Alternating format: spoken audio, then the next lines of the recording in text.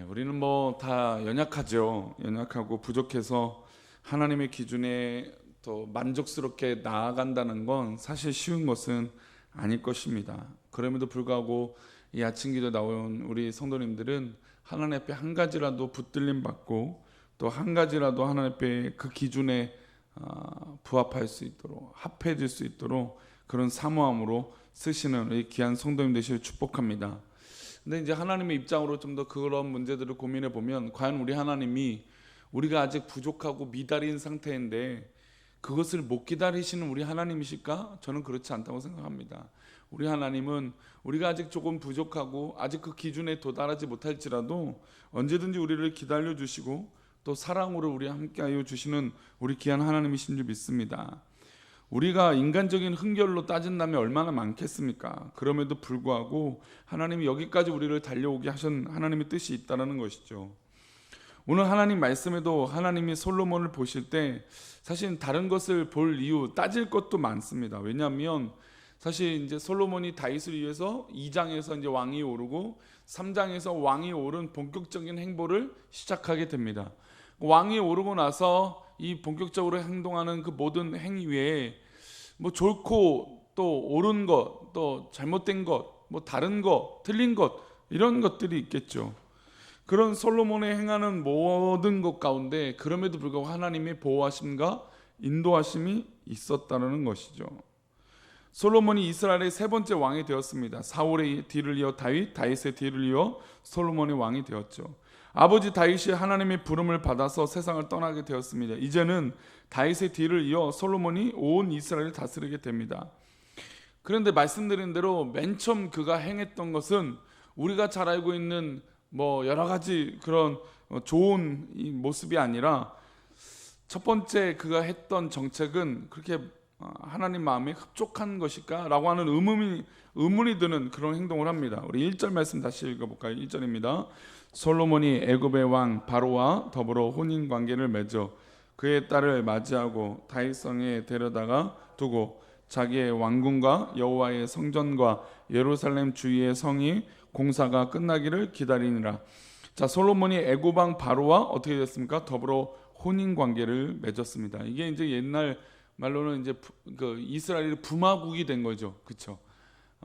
애굽의 바로의 딸을 뭐 애굽의 왕들은 다 이제 그 당시 바로라고 불렀으니까 이 파라오 이제 바로 왕이 딸을 이제 솔로몬의 이 저기 와이프로 이제 부인으로 이게 보내게 된 거죠. 그러면 이게 지금 겉어 보기는 어떤 정책이 펼쳐지냐면 일종의 탕평책이죠. 이게 평화를 유지하겠다는 겁니다. 애굽이라고 하면 사실은 이제 강국이니까 싸우고 적대국이 되어야 되죠. 그런데 거기에 아내로 삼았다라는 건 어떤 게 있습니까? 애굽하고 싸우지 않겠다라는 것입니다.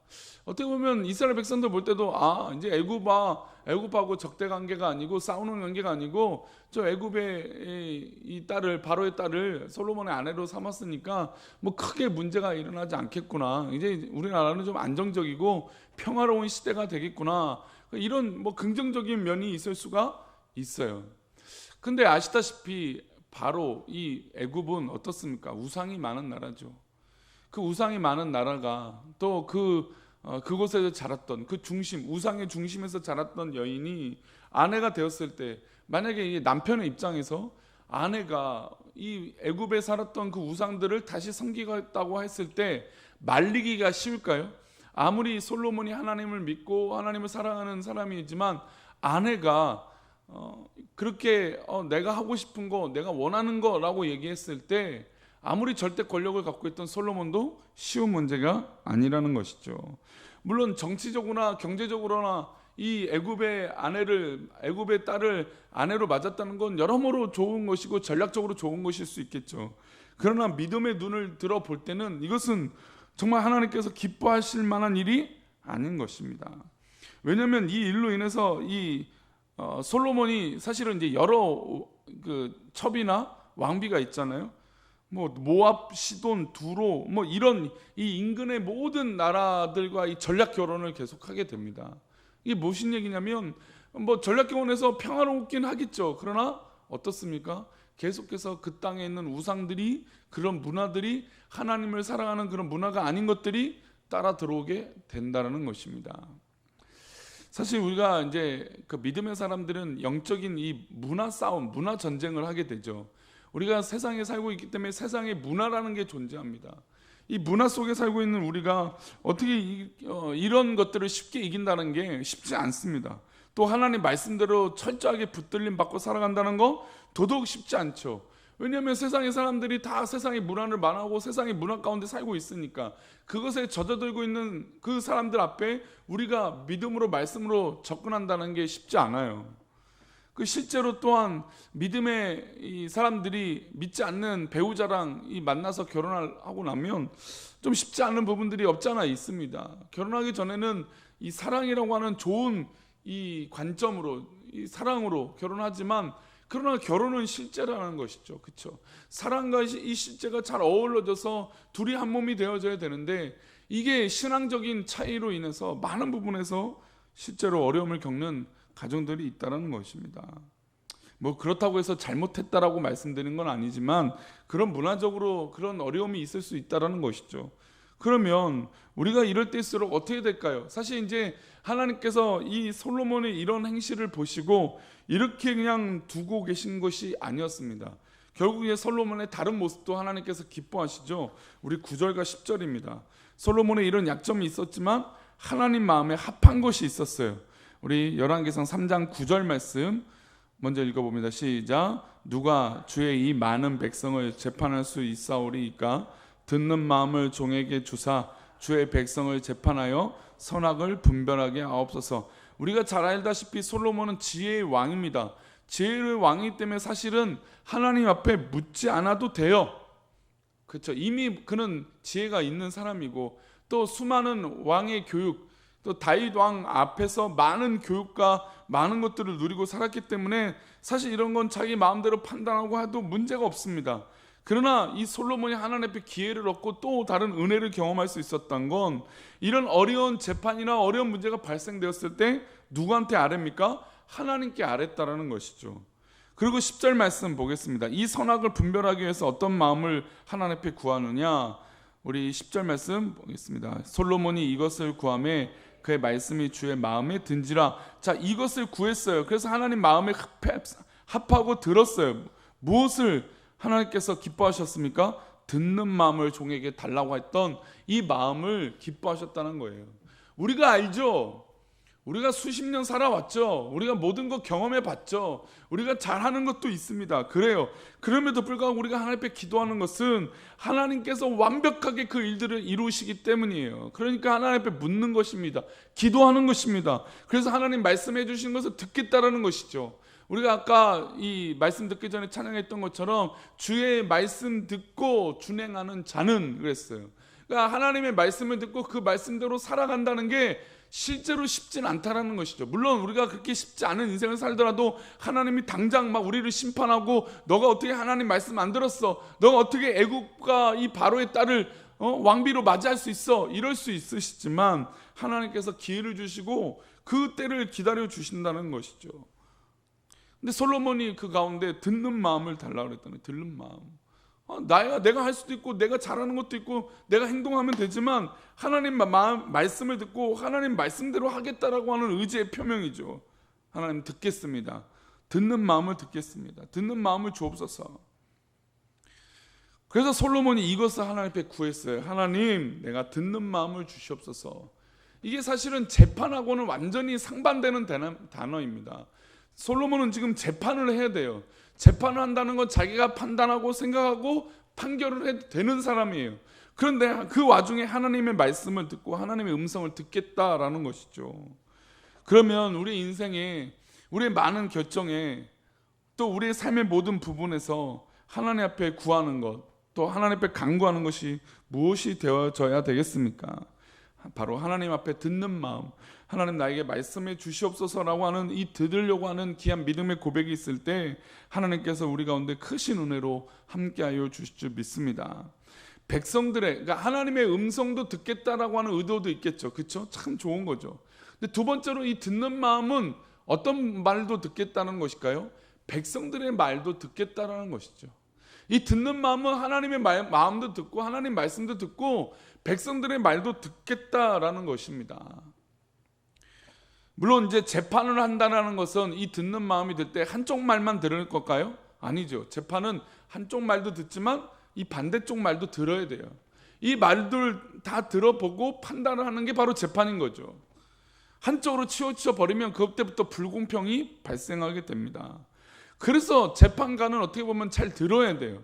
잘 들어서 잘 읽어서 이것이 상황에 맞는지 뭐 안 되니까 증거를 우선주의 하겠죠. 증거가 우선이니까 증거대로 판단하고 생각을 하겠죠.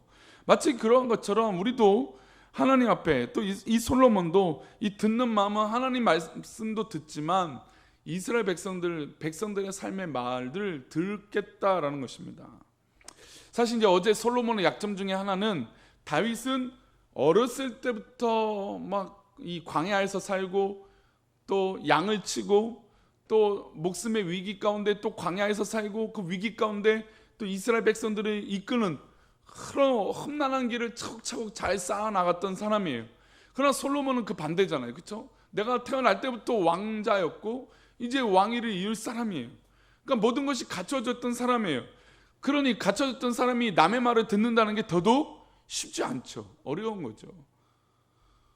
자기는 이미 성공한 사람이고 태어날 때부터 소위 말하는 금수저 아니 다이아몬드 수저를 갖고 태어난 이 사람이 뭐 굳이 남의 말을 들을 이유가 있겠습니까? 자기가 생각해도 자기가 판단해도 될 거라는 것이죠. 그럼에도 불구하고 첫 번째로 하나님의 말씀을 듣고 두 번째로 백성들의 말을 잘 듣겠다라는 것이죠. 하나님 앞에 이것을 구했더니 하나님께서 솔로몬에게 어떻게 했습니까? 주의 마음에 들었던 거예요.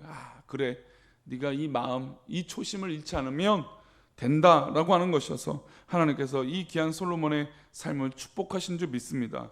그래서 사실 솔로몬이 이 성전을 지어서도 위대한 왕이 되기도 했지만 이 하나님 말씀을 들으려고 했던 이 초기의 마음, 물론 이제 말년에는 이것들이 변질돼서 하나님 말씀 듣지 않아서 이제 문제가 발생되지만 그럼에도 불구하고 이 성전을 짓기까지 하나님 말씀을 철저히 잘 지키고 행동했더니 하나님께서 이 귀한 솔로몬의 나라 이스라엘을 가장 역대적으로 부강한 나라, 그러니까 너무 부강하니까 그냥 주변 나라에 자랑하고 싶을 만큼 그런 민족이 되었다라는 것입니다.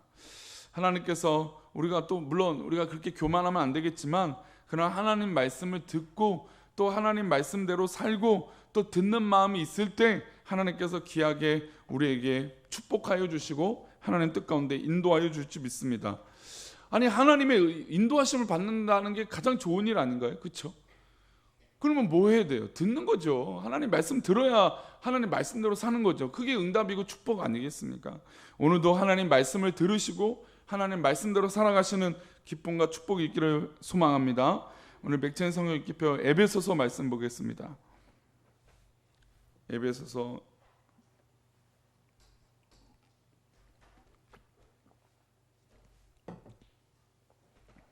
에베소서의 말씀입니다.